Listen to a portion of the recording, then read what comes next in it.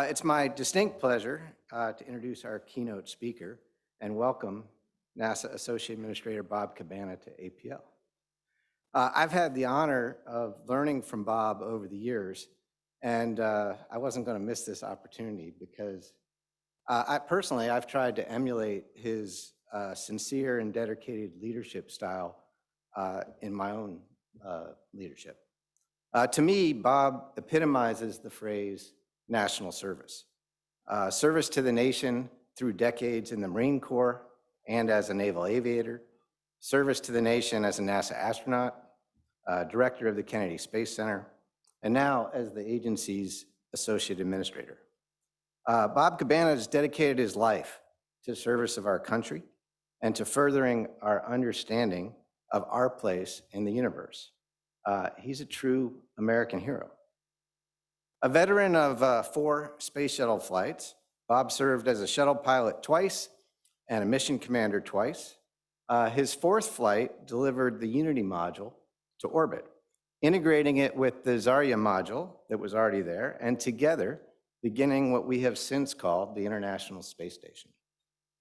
Following his retirement from the Marine Corps in September 2000, Bob served in numerous leadership positions at the Johnson Space Center, ultimately becoming the deputy director. In October of 2007, he was appointed as director of the Stennis Space Center in Mississippi. And a year later, he became the 10th director of the Kennedy Space Center in Florida. And this is where our paths crossed. I first met Bob while he was the Kennedy director, and I personally witnessed his leadership capability, his compassion for others, and his humble dedication in service to the nation. There you go. Many of you know that I was the chief technologist at NASA in 2010 and 2011. And while I was focused on charting a path for technology at that time, it was not lost on me that it was an extremely difficult period for all of us in the human spaceflight community, and in particular for the folks in Florida. At that time, we knew the space shuttle was to be retired, but we didn't know exactly what was going to replace it. We had all kinds of ideas, and there was a lot of discussion about it, but there was a bit of chaos. I was and remain in awe of Bob's work at Kennedy Space Center during that time frame. He envisioned and implemented a bold new future for a NASA center that could otherwise have been on a course to irrelevance. He not only supported the burgeoning commercial space sector, but at the same time, he grew NASA's own infrastructure and capabilities at that storied location, laying the groundwork for taking a NASA center to the next level and bringing launch dominance back to the United States.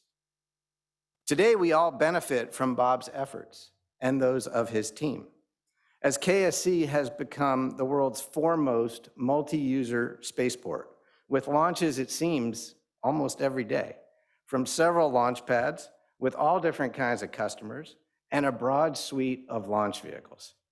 That was the plan back in 2010, but I couldn't see it. Bob could. And this capability will only continue to grow. So now it's an exciting time for our space community. Launch is something that we're going to have much more of, and it's allowing us to talk about what's next. Sending humans to the moon, exploring deep space. And much of that is due in no small part to the hard work, leadership, and service of Bob Cabana. We're so glad he's here with us today to talk about the coming decade of lunar exploration and what we can do now to create a bright future on the moon, much like he created in Florida. Please join me in welcoming NASA Associate Administrator and my friend, Bob Cabana.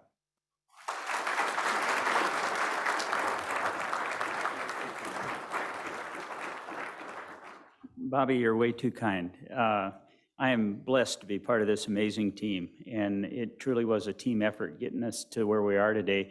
And I think APL is blessed to have Bobby. He's a great leader and a great innovator. And Jason, I absolutely loved your talk.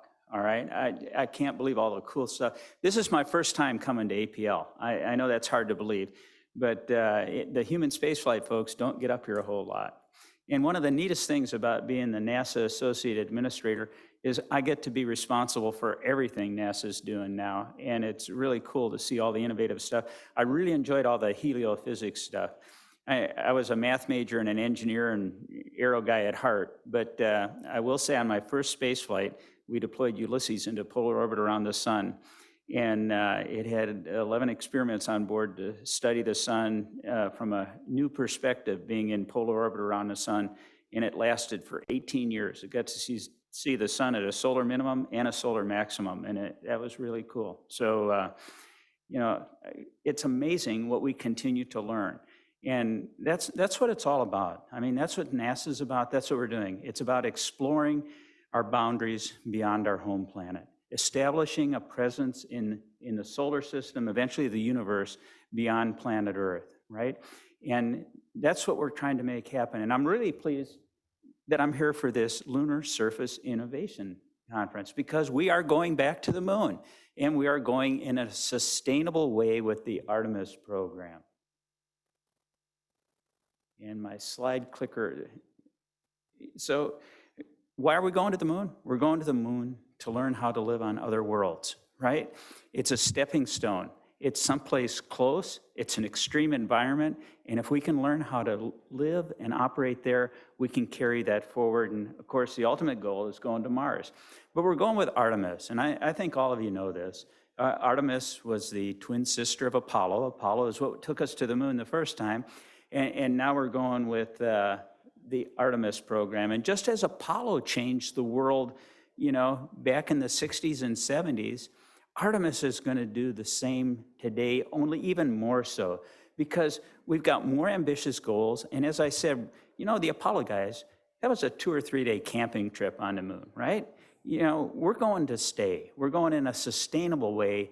And we're going to put the first woman, the first person of color on the moon. We're going as who we are as a nation. Everyone's represented. You know, I often got asked, what's the major contribution of the shuttle program to America's space program?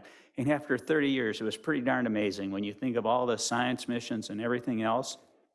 But to me, one of its most important accomplishments was that it brought diversity to America's space program. If you look at that first class of astronauts in 1978, there were men, women, Hispanic, Asian, black, white. You know, it was, everybody was represented. Whereas the Apollo program, you know, it started off as a bunch of white male test pilots with a few scientists thrown in at the end, right? So, you know, this is how we're going to the moon now. Everybody is going, and I think it's going to be awesome. Just near-term plans, I want to lay this out. First off, we're going with robotic scouts, all right? Eventually, Artemis 1, and I'm going to get into more detail in all of these. Artemis 1, of course, is the uncrewed test flight of the Orion vehicle. Artemis 2 takes humans to the moon.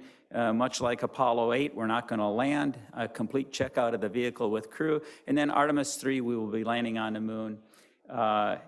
Artemis 4 is going to be launching a gateway module, the International Habitability Module, and will continue to expand and grow in a cooperative way. And that's the other thing. As we go back to the moon, we're not just going as the United States. We're going in an international cooperative effort. And that's how it's supposed to be when we explore, right? And it's not just industry or commercial. It's, again, it's a cooperative effort. If we're going to be successful, we need our commercial partners in industry and NASA all working together. And everybody has a role to play. And that's why I think these CLIPS missions are so cool. You know, so CLIPS, Commercial Lunar Payload Services, right? NASA put out some money. It's through Science Mission Directorate. And these companies that are building these landers to go to the moon, the money that they got from NASA doesn't cover the full cost of it. I was down at Intuitive Machines down in Houston, Texas, talking with Steve Altemus, who used to work for me. Now he's running this company, and he's going to the moon. And he's got other payloads on there that he is taking to the moon, and he's actually making money on this flight with all the payloads that he's taking as well as what NASA's paying for. Again, a cooperative effort. And when I look at the science that are on these landers, you know, Jim Reuter and his team have just done an awesome job with the tipping points. And I look at how they have evolved and what is going on. And this is what this conference is all about. it's lunar initiatives, right? Surface, what are we going to do when we get there? How do we create what needs to be done? And I really got to give the administrator credit. I don't know if all of you have listened to his testimony from yesterday, but he says we need more money for technology development. And man, I'm 100% behind that. We do. You know, this is the future, right? All right, you guys need more money, right? If we're going to be innovative and do great things when we get there, we got to learn about how we're going to live, how we're going to use in situ resource utilization, and so on. And it's developing those technologies. So I'm really looking forward to a bright future. Now, when we go to the moon, again, the stages, we're going in a methodical way. We have laid out a plan, all right? And I want to talk more about that. Again, the ultimate goal, once we get to the moon, it's to learn what we need to do to operate to be able to go on to Mars. And although it's not exactly the same on the moon as it is on Mars when we look at in situ resource utilization and so on, much of what we do is directly adaptable. And I'd rather be 2 or 3 days from home and run into issues than 6 to 8 months. So we have a lot to learn before we can actually go on to Mars. We have a lot to learn to be sustainable on the lunar surface.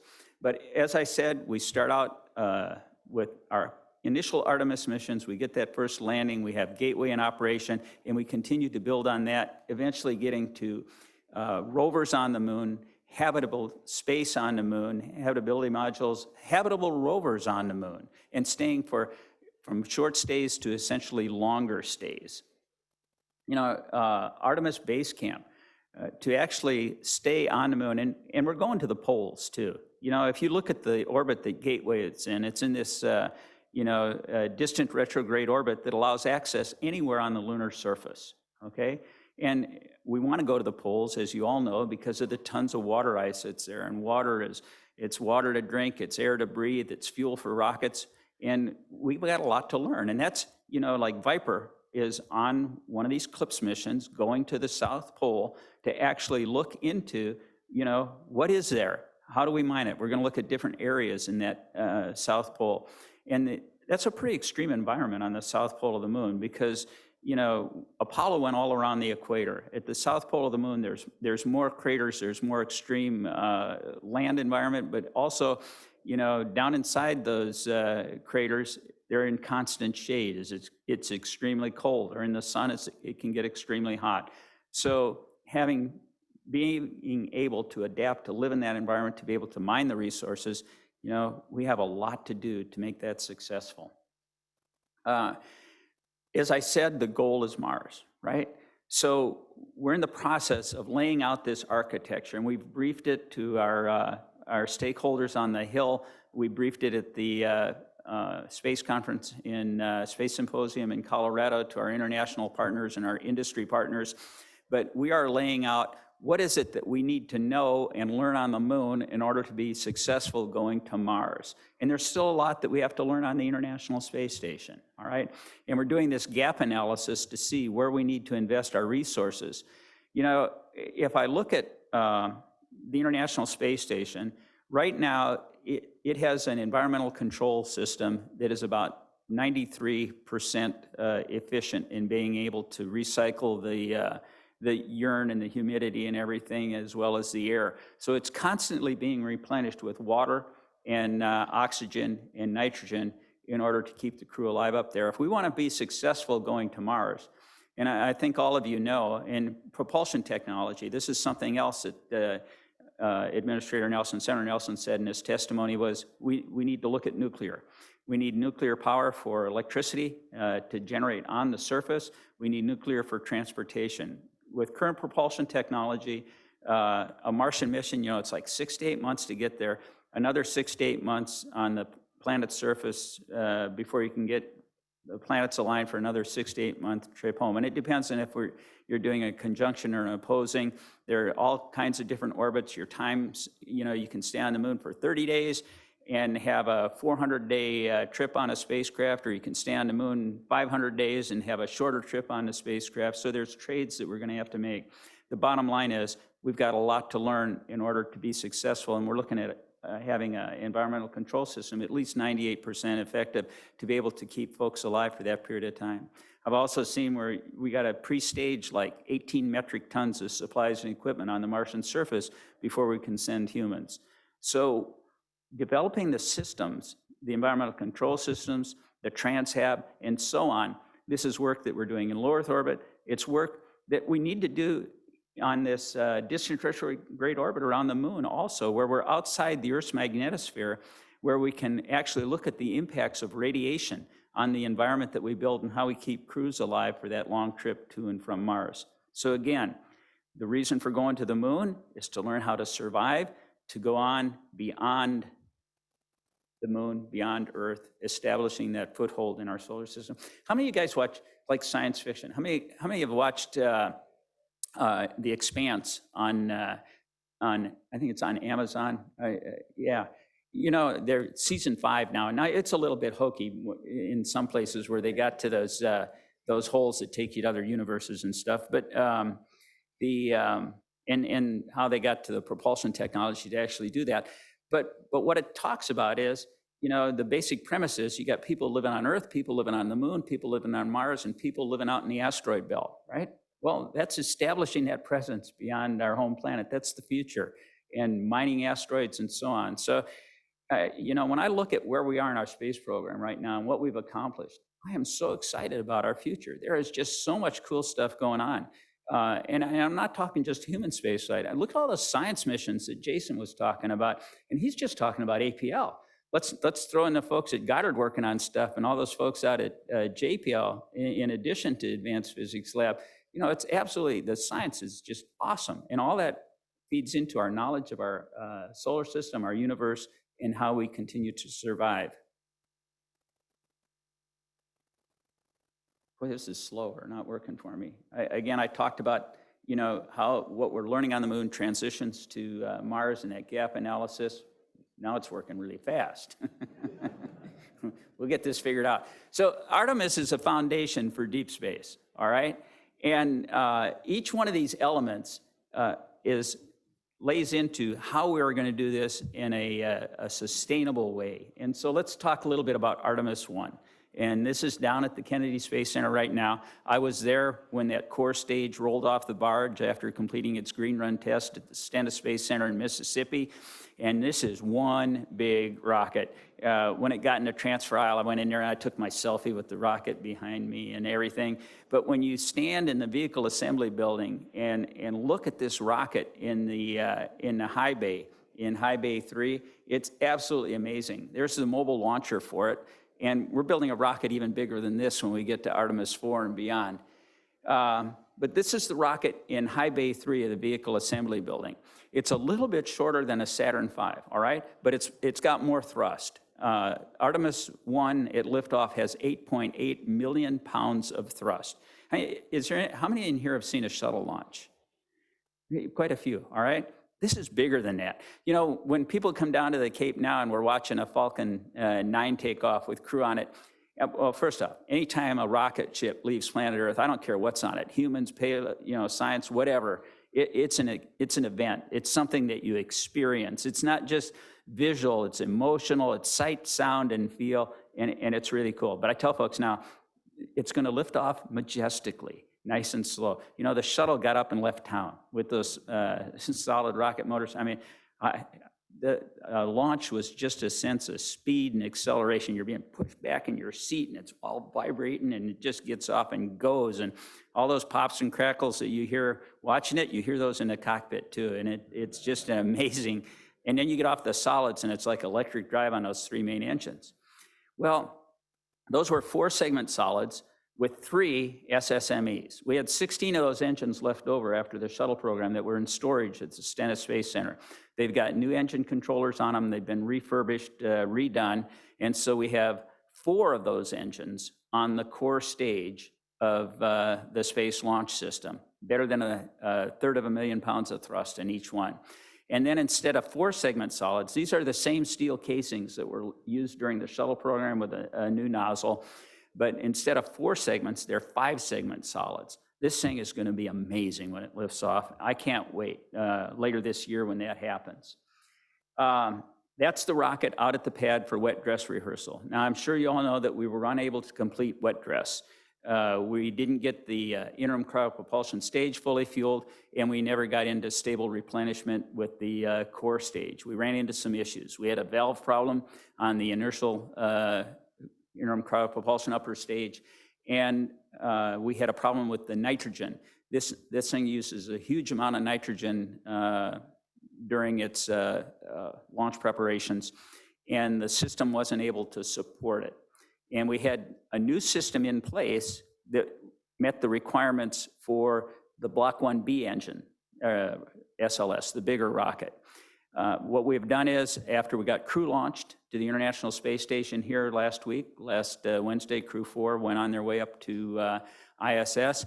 Took the range down for a 2-week period in order to bring the new system online so that we can support the wet dress rehearsal and launch of the Space Launch System.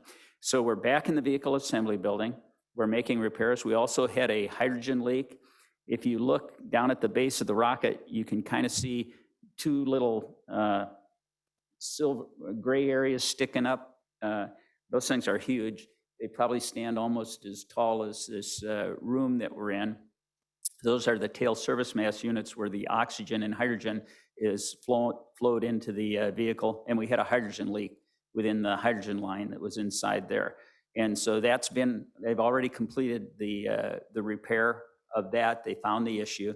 We're doing a few other things, but as soon as this new nitrogen system's online, we complete the initial repairs, we're gonna roll back out to the pad and complete wet dress rehearsal, count all the way down to T0, make sure that we get into final launch count and that everything is going well.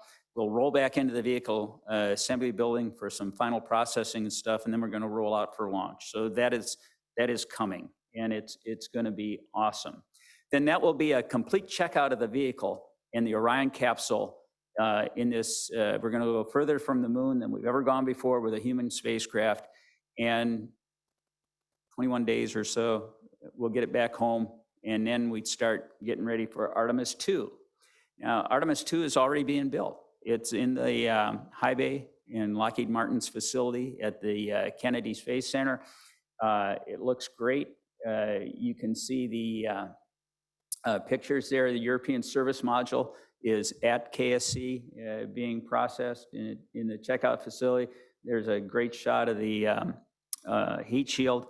That's a unique design on that heat shield too. When we flew the first test flight, Exploration Flight Test 1, we had a monolithic heat shield, and we learned from that flight, and we've gone to this, it's the same material but put on in blocks as opposed to one monolithic piece. This was much less expensive to manufacture and much easier to install and check out.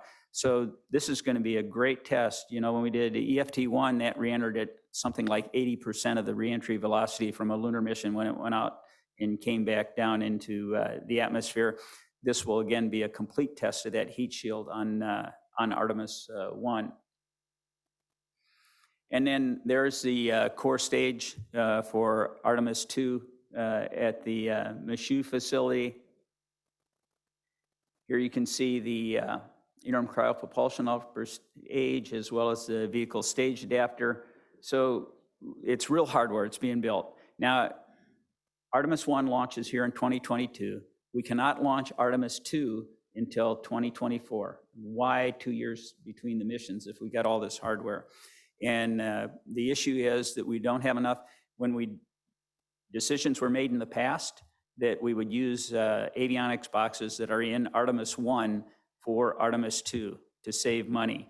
And so we got to get Artemis 1 launched and back and then disassembled to get to the boxes. And you can't complete building Artemis 2 until you get those boxes out of Artemis 1 into Artemis 2 and then check them out in Artemis 2. So that's why the 2-year delay between Artemis 1 and Artemis 2. And then we hope to get on a 1-year cycle after that. Artemis 3, landing on the moon. The pressure vessel's already built. Again, we've already started building all the hardware that we need to land humans on the moon. Here you can see the European Service Module for Artemis 3. And then we'll move on to Gateway, and I'm going to talk a little bit more about landers and going to the moon here in a minute. So Gateway Again, science and technology, mission director is helping out with Gateway with the solar electric propulsion and the thrusters that we need. This is going to launch in 2024. The HALO, Habitability and Logistics Module, is being built by Northrop Grumman, and Maxar is building the solar electric propulsion element. It launches in 2024. That's the initial part of Gateway. As I mentioned, on Artemis 4, we then launched the International Hab to dock with Gateway.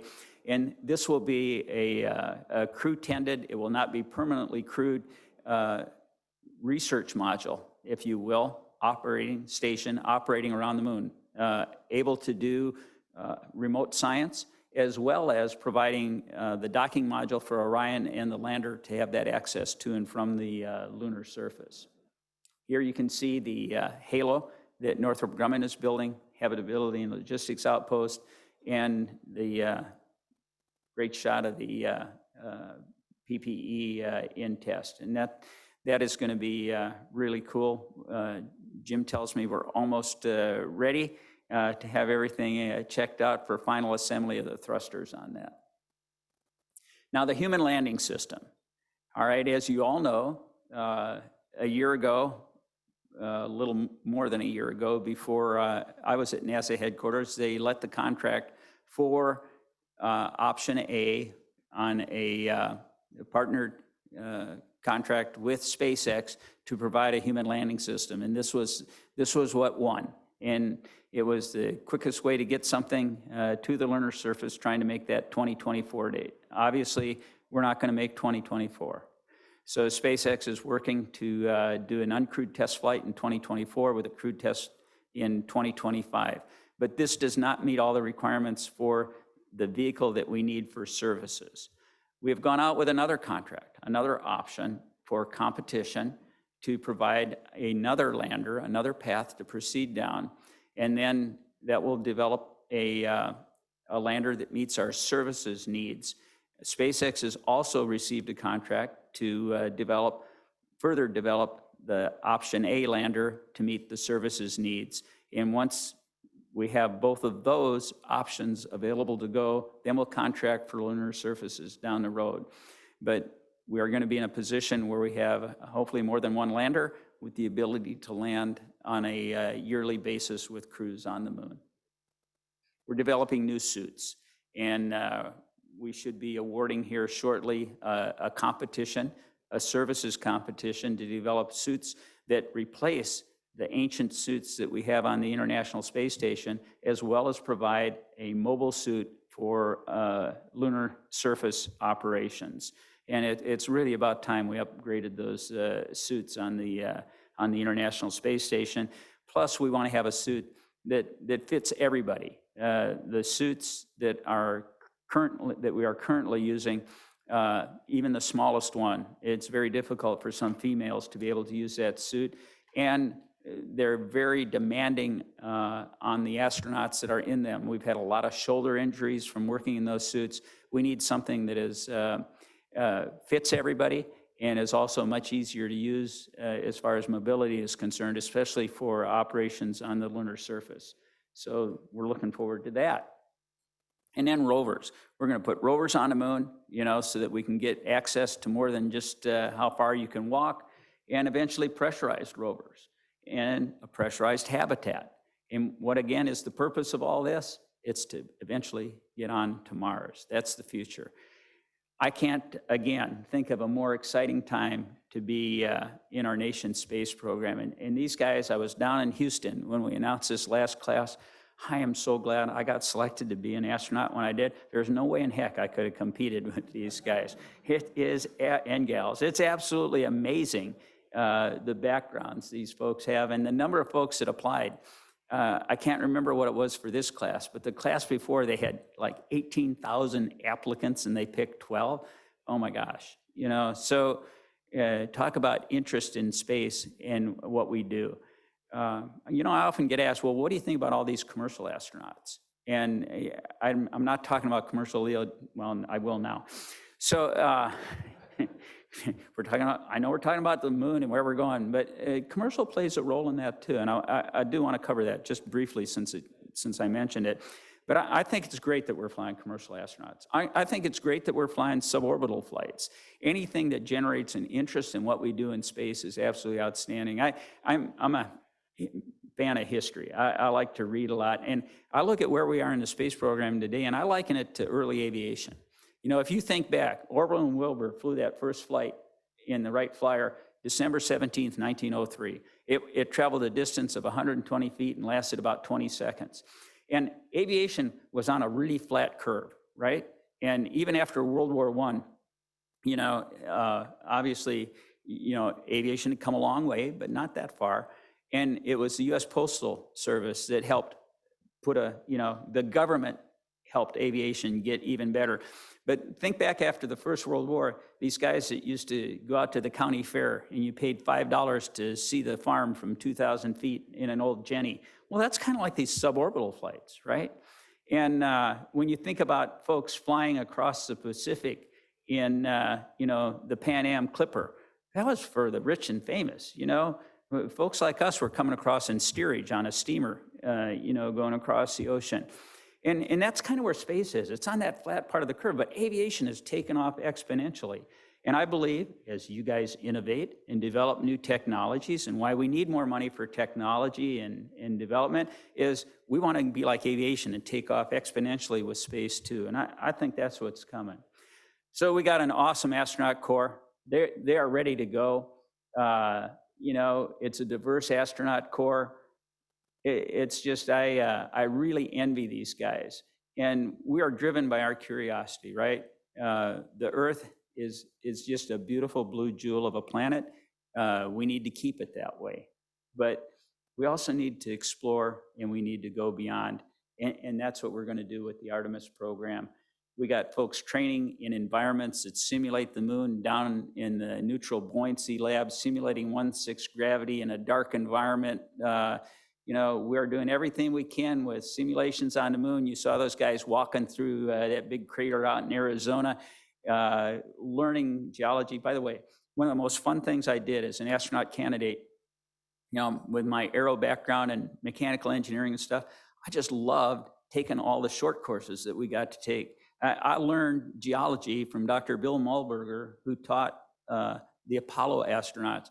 I went on this week-long field trip out in New Mexico with my class, and we're 10,000 feet above sea level looking at fossils of creatures that live below the ocean. And learning that firsthand is just invaluable. And it's just, there's so many cool things that you can learn, and that's what it's all about, learning and exploring.